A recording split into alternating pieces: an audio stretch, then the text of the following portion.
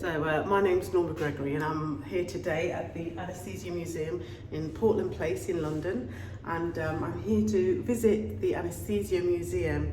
Yes, a museum all about anaesthesia, anaesthetics. It's a very difficult word to pronounce, but it's an important word. It's a word that describes the use of chemical medicine to help ease the pain and to help a patient relax or to sleep while they are undergoing medical assistance in some way. So I'll just walk you through. Let's have a look here. I'll just take you through. So it's quite a smallish space, but a lot is packed into this space. It curves round in a kind of semicircle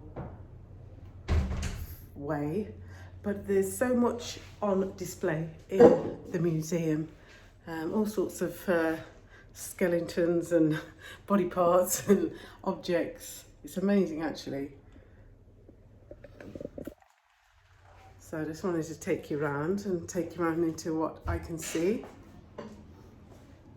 It's beautifully presented and a lot of information on the information boards explaining the history behind particular objects and when these medicines and drugs and things were created and designed.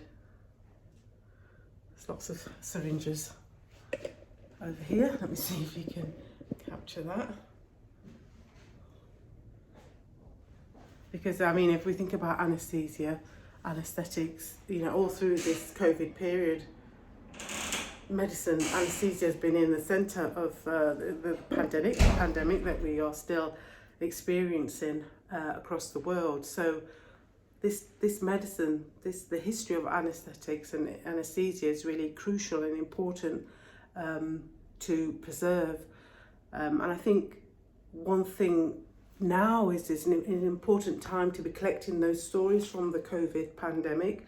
How what was it actually like for the doctors working through that period and still working now in August 2021, and what their stories have been, and particularly the doctors that have working across the world, saving lives through the use of anaesthetics and anaesthesia in general. So that story, the story of COVID is an amazing story that will have a place in this museum and should have a place in this museum.